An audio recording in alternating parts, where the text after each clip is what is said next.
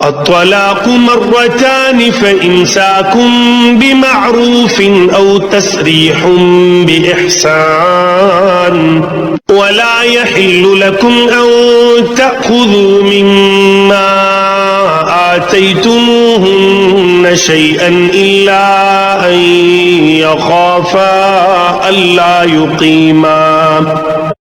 يقيما حدود الله فإن خفتم ألا يقيما حدود الله فلا جناح عليهما فيما افتدت به تلك حدود الله فلا تعتدوها ومن يتعد حدود الله فأولئك هم الظالمون۔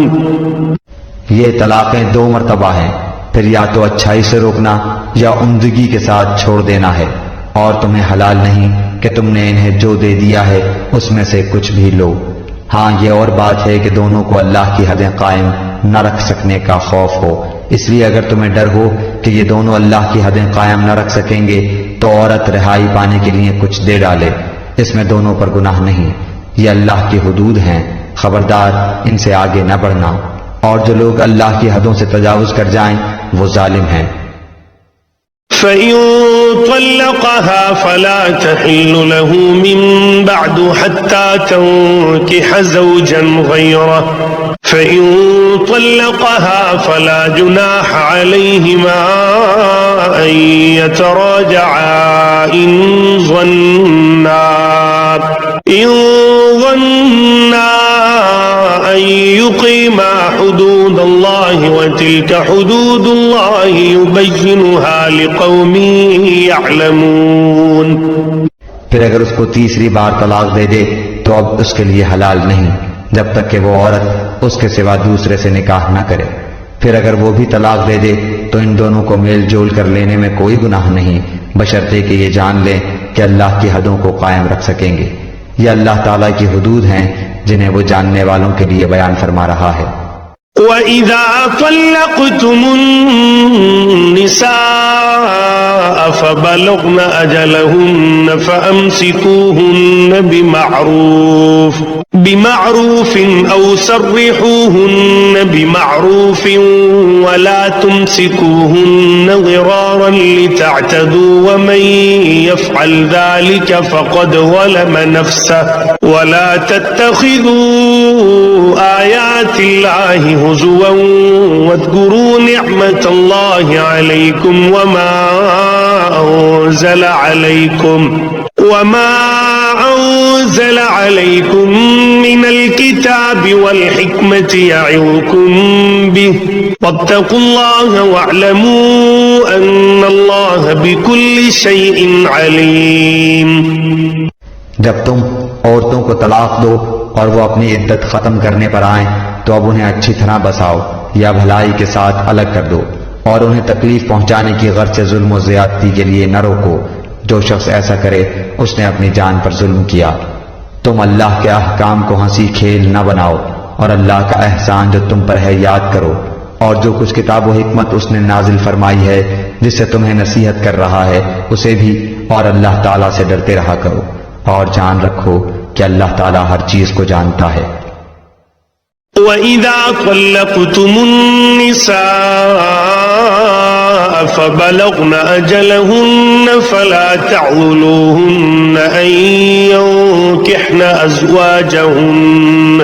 أَزْوَاجَهُنَّ إِذَا تَرَاضَوْا بَيْنَهُم بِالْمَعْرُوفِ ذَلِكَ يُوعَظُ بِهِ مَن كَانَ مِنكُمْ يُؤْمِنُ بِاللَّهِ وَالْيَوْمِ الْآخِرِ ذَلِكُمْ أَزْكَىٰ لَكُمْ وَأَطْهَرُ وَاللَّهُ يَعْلَمُ وَأَنتُمْ لَا تَعْلَمُونَ۔ اور جب تم اپنی عورتوں کو طلاق دو اور وہ اپنی عدت پوری کر لیں تو انہیں ان کے خاوندوں سے نکاح کرنے سے نہ روکو جبکہ وہ آپس میں دستور کے مطابق رضامند ہو۔ یہ نصیحت انہیں کی جاتی ہے جنہیں تم میں سے اللہ تعالیٰ پر اور قیامت کے دن پر یقین و ایمان ہو، اس میں تمہاری بہترین صفائی اور پاکیزگی ہے، اللہ تعالیٰ جانتا ہے اور تم نہیں جانتے۔ والوالدات يرضعن أولادهن حولين كاملين لمن أراد أن يتم الرضاعة وعلى المولود له رزقهن وكسوتهن بالمعروف لا تكلف نفس إلا وسعها لا تضار والدة بولدها ولا مولود له بولده وعلى الوارث مثل ذلك فإن أرادا فصالا عن تراض منهما وتشاور فلا جناح عليهما وإن أردتم أن تسترضعوا أولادكم فلا جناح عليكم إذا سلمتم ما آتيتم بالمعروف واتقوا الله واعلموا أن الله بما تعملون بصير۔ مائیں اپنی اولاد کو 2 سال کامل دودھ پلائیں جن کا ارادہ دودھ پلانے کی مدت بالکل پوری کرنے کا ہو، اور جن کے بچے ہیں ان کے ذمے ان کا روٹی کپڑا ہے جو مطابق دستور کے ہو۔ ہر شخص اتنی ہی تکلیف دیا جاتا ہے جتنی اس کی طاقت ہو۔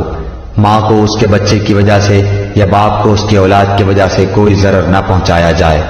وارث پر بھی اسی جیسی ذمہ داری ہے۔ پھر اگر دونوں یعنی ماں باپ اپنی رضامندی اور باہمی مشورے سے دودھ چھڑانا چاہیں تو دونوں پر کچھ گناہ نہیں، اور اگر تمہارا ارادہ اپنی اولاد کو دودھ پلوانے کا ہو تو بھی تم پر کوئی گناہ نہیں، جبکہ تم ان کو مطابق دستور کے جو دینا ہو وہ ان کے حوالے کر دو۔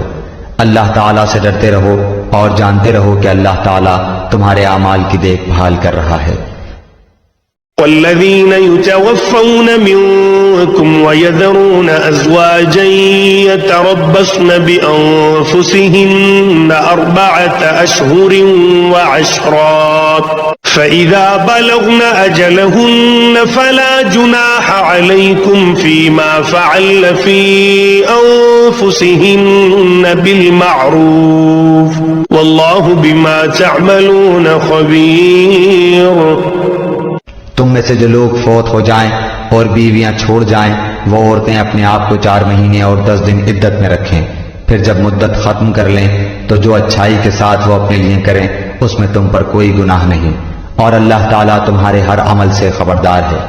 ولا جناح عليكم فيما عرضتم به من خطبة النساء أو أكننتم في أنفسكم علم الله أنكم ستذكرونهن ولكن لا تواعدوهن سرا إلا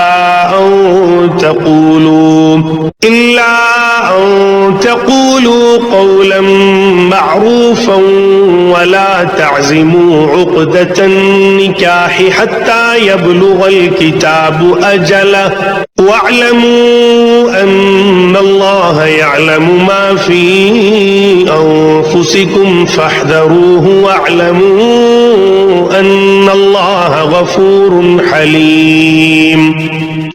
تم پر اس میں کوئی گناہ نہیں کہ تم اشارتاً کنایتاً ان عورتوں سے نکاح کی بابت کہو یا اپنے دل میں پوشیدہ ارادہ کرو۔ اللہ تعالیٰ کو علم ہے کہ تم ضرور ان کو یاد کرو گے، لیکن تم ان سے پوشیدہ وعدہ نہ کر لو۔ ہاں یہ اور بات ہے کہ تم بھلی بات بولا کرو، اور عقد نکاح جب تک کہ عدت ختم نہ ہو جائے پختہ نہ کرو۔ جان رکھو کہ اللہ تعالیٰ کو تمہارے دلوں کی باتوں کا بھی علم ہے، تم اس سے خوف کھاتے رہا کرو، اور یہ بھی جان رکھو کہ اللہ تعالیٰ بخشش اور حلم والا ہے۔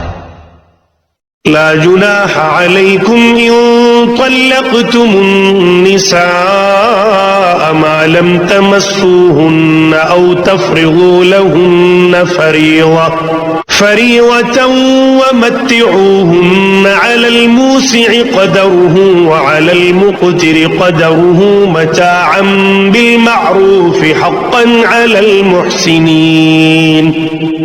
اگر تم عورتوں کو بغیر ہاتھ لگائے اور بغیر مہر مقرر کیے طلاق دے دو تو بھی تم پر کوئی گناہ نہیں، ہاں انہیں کچھ نہ کچھ فائدہ دو، خوشحال اپنے انداز سے اور تنگ دست اپنی طاقت کے مطابق دستور کے مطابق اچھا فائدہ دے، بھلائی کرنے والوں پر یہ لازم ہے۔ وَإِن طَلَّقْتُمُوهُنَّ مِن قَبْلِ أَن تَمَسُّوهُنَّ وَقَدْ فَرَضْتُمْ لَهُنَّ فَرِيضَةً فَنِصْفُ مَا فَرَضْتُمْ إِلَّا أَن يَعْفُونَ أَوْ يَعْفُوَ الَّذِي بِيَدِهِ عُقْدَةُ النِّكَاحِ وَأَن تعفوا أقرب للتقوى ولا تنسوا الفضل بينكم إن الله بما تعملون بصير۔ اور اگر تم عورتوں کو اس سے پہلے طلاق دے دو کہ تم نے انہیں ہاتھ نہیں لگایا ہو اور تم نے ان کا مہر بھی مقرر کر دیا ہو تو مقررہ مہر کا آدھا مہر دے دو۔ یہ اور بات ہے کہ وہ خود معاف کر دے یا وہ شخص معاف کر دے جس کے ہاتھ میں نکاح کی گرا ہے۔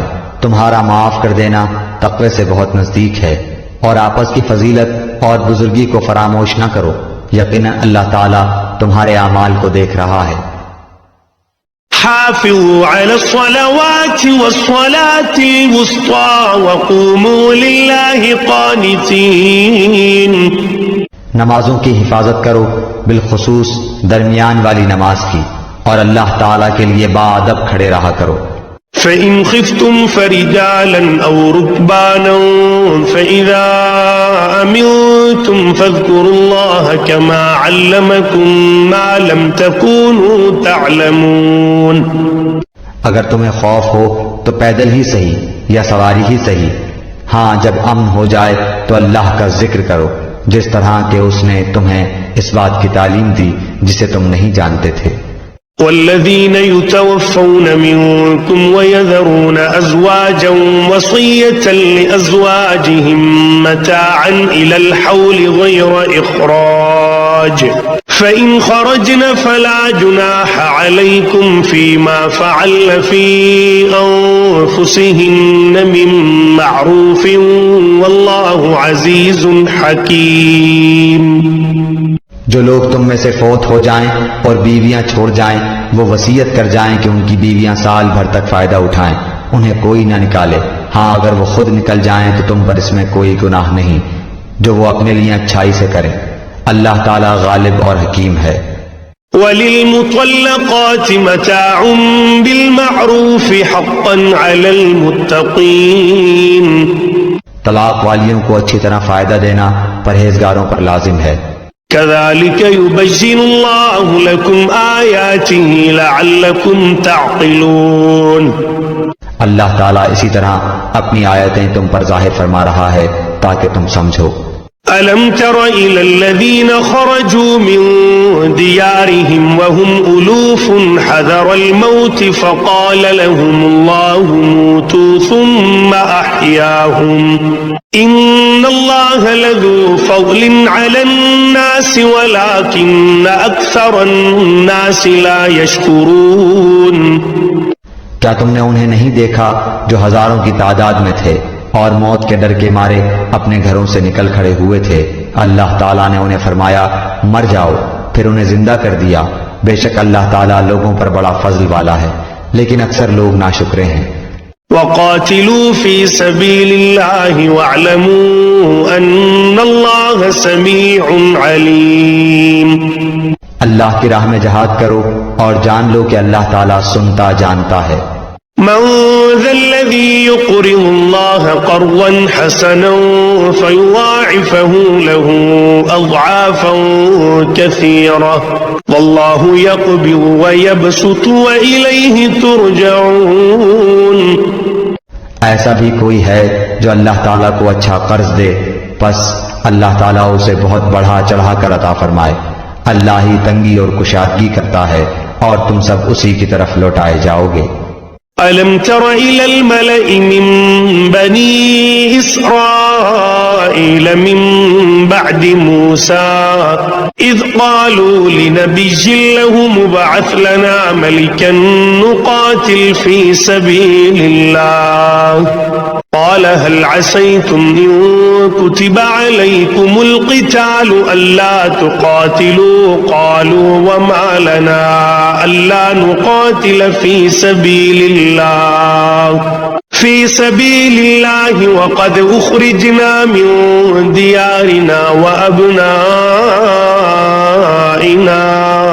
فلما كتب عليهم القتال تولوا إلا قليلا منهم والله عليم بالظالمين.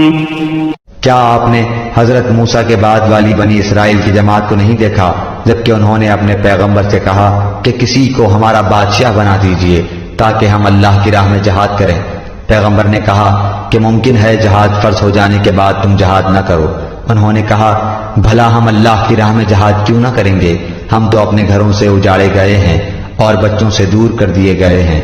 پھر جب ان پر جہاد فرض ہوا تو سوائے تھوڑے سے لوگوں کے سب پھر گئے اور اللہ تعالیٰ ظالموں کو خوب جانتا ہے. وقال لهم نبيهم إن الله قد بعث لكم طالوت ملكا قالوا أنا يكون له الملك علينا ونحن أحق بالملك منه ولم يؤت سعة من المال قال إن الله اصطفاه عليكم وزاده بسطة في العلم والجسم والله يؤتي ملكه من يشاء والله واسع عليم. اور انہیں ان کے نبی نے فرمایا کہ اللہ تعالیٰ نے طالوت کو تمہارا بادشاہ بنا دیا ہے. تو کہنے لگے بھلا اس کی ہم پر حکومت کیسے ہو سکتی ہے؟ اس سے تو بہت زیادہ حقدار بادشاہت کے ہم ہیں. اس کو تو مالی کشادگی بھی نہیں دی گئی. نبی نے فرمایا سنو اللہ تعالیٰ نے اسی کو تم پر برگزیدہ کیا ہے اور اسے علمی اور جسمانی برتری بھی عطا فرمائی ہے. بات یہ ہے کہ اللہ جسے چاہے اپنا ملک دے. اللہ تعالیٰ کشادگی والا اور علم والا ہے. وقال لهم نبيهم إن آية ملكه أن يأتيكم التابوت فيه سكينة من ربكم وبقية مما ترك آل موسى وآل هارون تحمله الملائكة إن في ذلك لآية لكم إن كنتم مؤمنين. ان کے نبی نے انہیں پھر کہا کہ اس کی بادشاہت کی ظاہری نشانی یہ ہے کہ تمہارے پاس وہ صندوق آ جائے گا جس میں تمہارے رب کی طرف سے دل جمعی ہے اور آل موسیٰ اور آل ہارون کا بقیہ ترکہ ہے. فرشتے اسے اٹھا کر لائیں گے. یقیناً یہ تو تمہارے لیے کھلی دلیل ہے اگر تم ایمان والے ہو. فلما فصل طالوت بالجنود قال إن الله مبتليكم بنهر فمن شرب منه فليس مني ومن لم يطعمه فإنه مني إلا من اغترف غرفة بيده فشربوا منه إلا قليلا منهم فلما جاوزه هو والذين آمنوا معه قالوا لا طاقة لنا اليوم بجالوت وجنوده قال الذين يظنون أنهم ملاقو الله كم من فئة قليلة غلبت فئة كثيرة بإذن الله والله مع الصابرين. جب حضرت طالوت لشکروں کو لے کر نکلے تو کہا سنو اللہ تعالیٰ تمہیں ایک نہر سے آزمانے والا ہے. جس نے اس میں سے پانی پی لیا وہ میرا نہیں اور جو اسے نہ چکھے وہ میرا ہے. ہاں یہ اور بات ہے کہ اپنے ہاتھ سے ایک چلو بھر لے لیکن سوائے چند کے باقی سب نے وہ پانی پی لیا. حضرت طالوت مومنین سمیت جب نہر سے گزر گئے تو وہ لوگ کہنے لگے آج تو ہم میں طاقت نہیں کہ جالوت اور اس کے لشکروں سے لڑیں. لیکن اللہ تعالیٰ کی ملاقات پر یقین رکھنے والوں نے کہا بسا اوقات چھوٹی اور تھوڑی سی جماعتیں بڑی اور بہت سی جماعتوں پر اللہ کے حکم سے غلبہ پا لیتی ہیں. اللہ تعالیٰ صبر والوں کے ساتھ ہے. ولما برزوا لجالوت وجنوده قالوا ربنا أفرغ علينا صبرا وثبت أقدامنا وانصرنا على القوم الكافرين. جب ان کا جالوت اور اس کے لشکر سے مقابلہ ہوا تو انہوں نے دعا مانگی کہ اے پروردگار ہمیں صبر دے، ثابت قدمی دے اور قوم کفار پر ہماری مدد فرما. فهزموهم بإذن الله وقتل داود جالوت وآتاه الله الملك والحكمة وعلمه مما يشاء ولولا دفع الله الناس بعضهم ببعض لفسدت الأرض ولكن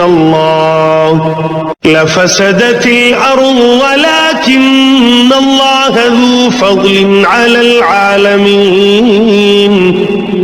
چنانچہ اللہ تعالیٰ کے حکم سے انہوں نے جالوتیوں کو شکست دے دی اور حضرت داؤد علیہ السلام کے ہاتھوں جالوت قتل ہوا، اور اللہ تعالیٰ نے داؤد علیہ السلام کو مملکت و حکمت اور جتنا کچھ چاہا علم بھی عطا فرمایا. اگر اللہ تعالیٰ بعض لوگوں کو بعض سے دفع نہ کرتا تو زمین میں فساد پھیل جاتا، لیکن اللہ تعالیٰ دنیا والوں پر بڑا فضل و کرم کرنے والا ہے. تلك آيات الله نتلوها عليك بالحق وإنك لمن المرسلين. یہ اللہ تعالیٰ کی آیتیں ہیں جنہیں ہم حقانیت کے ساتھ آپ پر پڑھتے ہیں، بالیقین آپ رسولوں میں سے ہیں. تلك الرسل فضلنا بعضهم على بعض منهم من كلم الله ورفع بعضهم درجات وآتينا عيسى ابن مريم البينات وأيدناه بروح القدس ولو شاء الله ما اقتتل الذين من بعدهم من بعد ما جاءتهم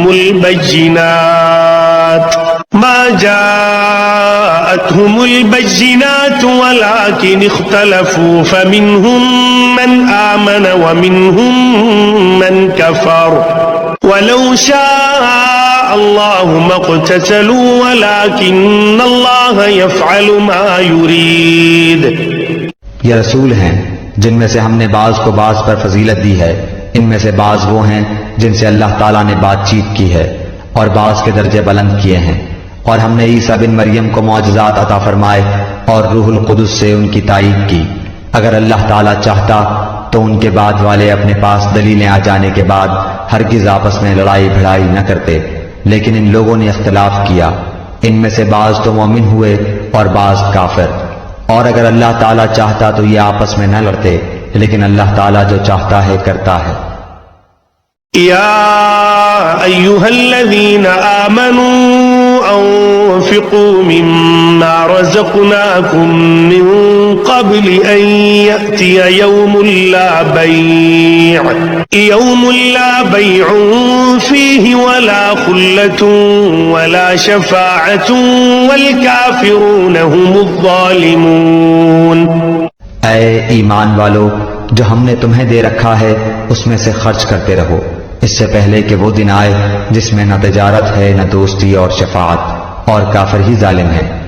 اللہ لا الہ الا هو الحی القیوم لا تأخذه سنة ولا نوم له ما في السماوات وما في الأرض من ذا الذي يشفع عنده إلا بإذنه يعلم ما بين أيديهم وما خلفهم ولا يحيطون بشيء من علمه إلا بما شاء وسع كرسيه السماوات والأرض ولا يؤوده حفظهما وهو العلي العظيم.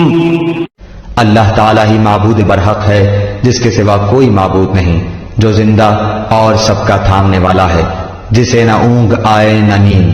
اس کی ملکیت میں زمین اور آسمانوں کی تمام چیزیں ہیں. کون ہے جو اس کی اجازت کے بغیر اس کے سامنے شفاعت کر سکے؟ وہ جانتا ہے جو ان کے سامنے ہے اور جو ان کے پیچھے ہے، اور وہ اس کے علم میں سے کسی چیز کا احاطہ نہیں کر سکتے مگر جتنا وہ چاہے. اس کی کرسی کی وسعت نے زمین و آسمان کو گھیر رکھا ہے، اور اللہ تعالیٰ ان کی حفاظت سے نہ تھکتا اور نہ اکتاتا ہے.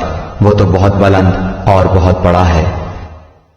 لا إكراه في الدين قد تبين الرشد من الغي فمن يكفر بالطاغوت ويؤمن بالله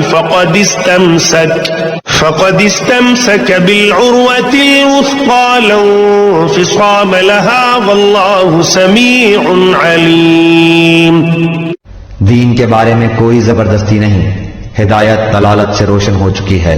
اس لیے جو شخص اللہ تعالیٰ کے سوا دوسرے معبودوں کا انکار کر کے اللہ تعالیٰ پر ایمان لائے، اس نے مضبوط کڑے کو تھام لیا جو کبھی نہ ٹوٹے گا، اور اللہ تعالیٰ سننے والا جاننے والا ہے.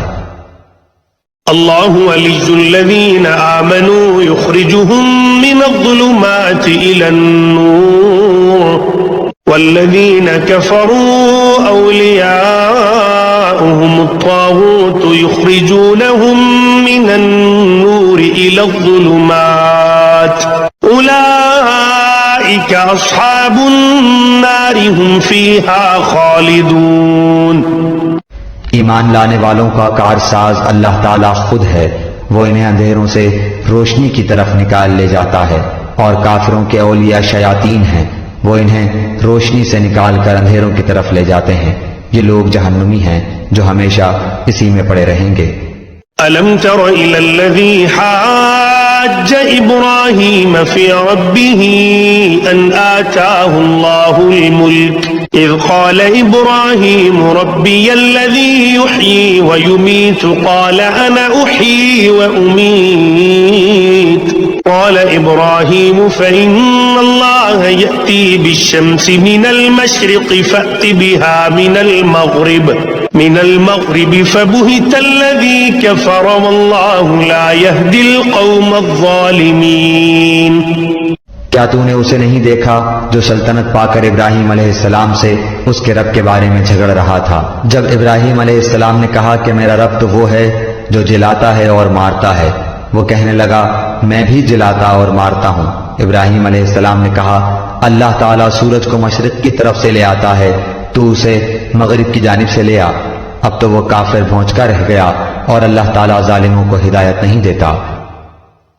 أو كالذي مر على قرية وهي خاوية على عروشها قال أنى يحيي هذه الله بعد موتها فأماته الله 100 عام ثم بعثه قال كم لبثت قال لبثت يوما أو بعض يوم قال بل لبثت 100 عام فانظر إلى طعامك وشرابك لم يتسنه وانظر إلى حمارك ولنجعلك آية للناس وانظر إلى العظام كيف ننشزها ثم نكسوها لحما فلما تبين له قال أعلم أن الله على كل شيء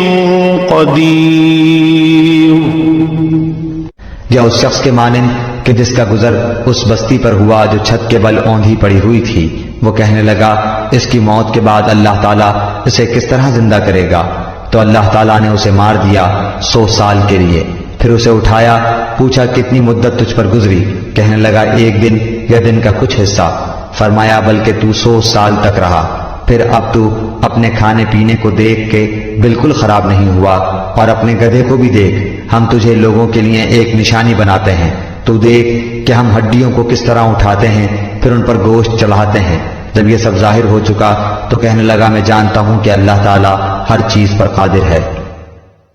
وَإِذْ قَالَ إِبْرَاهِيمُ رَبِّ أَرِنِي كَيْفَ تُحْيِي الْمَوْتَى قَالَ قال أولم تؤمن قال بلى ولكن ليطمئن قلبي قال فخذ أربعة من الطير فصرهن إليك ثم اجعل على كل جبل منهن جزءا ثم ادعهن يأتينك سعيا واعلم أن الله عزيز حكيم. اور جب ابراہیم علیہ السلام نے کہا کہ اے میرے پروردگار مجھے دکھا تو مردوں کو کس طرح زندہ کرے گا، جناب باری تعالیٰ نے فرمایا کیا تمہیں ایمان نہیں؟ جواب دیا ایمان تو ہے لیکن میرے دل کی تسکین ہو جائے گی.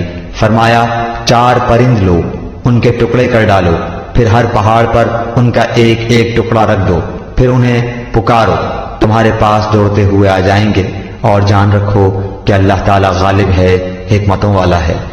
مثل الذين ينفقون أموالهم في سبيل الله كمثل حبة أنبتت 7 سنابل في كل سنبلة 100 حبة والله يضاعف لمن يشاء والله واسع عليم. جو لوگ اپنا مال اللہ تعالیٰ کی راہ میں خرچ کرتے ہیں اس کی مثال اس دانے جیسی ہے جس میں سے 7 بالیاں نکلیں اور ہر بالی میں 100 دانے ہوں، اور اللہ تعالیٰ جسے چاہے بڑھا چڑھا کر دے، اور اللہ تعالیٰ کشادگی والا اور علم والا ہے. الذين ينفقون أموالهم في سبيل الله ثم لا يتبعون ما أنفقوا منا ولا أذى لهم أجرهم عند ربهم ولا خوف عليهم ولا هم يحزنون. جو لوگ اپنا مال اللہ تعالیٰ کی راہ میں خرچ کرتے ہیں پھر اس کے بعد نہ تو احسان جتاتے ہیں نہ ایذا دیتے ہیں، ان کا اجر ان کے رب کے پاس ہے، ان پر نہ تو کچھ خوف ہے نہ وہ اداس ہوں گے. قول معروف ومغفرة خير من صدقة يتبعها أذى والله غني حليم. نرم بات کہنا اور معاف کر دینا اس صدقے سے بہتر ہے جس کے بعد ایذا رسانی ہو، اور اللہ تعالیٰ بے نیاز اور بردبار ہے. يا أيها الذين آمنوا لا تبطلوا صدقاتكم بالمن والأذى كالذي ينفق ماله رئاء الناس ولا يؤمن بالله واليوم الآخر فمثله كمثل صفوان عليه تراب فأصابه وابل فتركه صلدا لا يقدرون على شيء مما كسبوا والله لا يهدي القوم الكافرين. اے ایمان والو، اپنی خیرات کو احسان جتا کر اور ایذا پہنچا کر برباد نہ کرو. جس طرح وہ شخص جو اپنا مال لوگوں کے دکھاوے کے لیے خرچ کرے اور نہ اللہ تعالیٰ پر ایمان رکھے نہ قیامت پر، اس کی مثال اس صاف پتھر کی طرح ہے جس پر تھوڑی سی مٹی ہو، پھر اس پر زوردار میہ برسے اور وہ اسے بالکل صاف اور سخت چھوڑ دے. ان ریاکاروں کو اپنی کمائی میں سے کوئی چیز ہاتھ نہیں لگتی، اور اللہ تعالیٰ کافروں کی قوم کو سیدھی راہ نہیں دکھاتا. ومثل الذين ينفقون أموالهم ابتغاء مرضات الله وتثبيتا من أنفسهم كمثل جنة بربوة أصابها وابل فآتت أكلها ضعفين فإن لم يصبها وابل فطل والله بما تعملون بصير. ان لوگوں کی مثال جو اپنا مال اللہ تعالیٰ کی رضامندی کی طلب میں دل کی خوشی اور یقین کے ساتھ خرچ کرتے ہیں اس باغ جیسی ہے جو اونچی زمین پر ہو اور زوردار بارش اس پر برسے اور وہ اپنا پھل دگنا لاوے، اور اگر اس پر بارش نہ بھی برسے تو پھوار ہی کافی ہے، اور اللہ تمہارے کام دیکھ رہا ہے. أَيَوَدُّ أَحَدُكُمْ أَن تَكُونَ لَهُ جَنَّةٌ مِّن نَّخِيلٍ وأعناب تجري من تحتها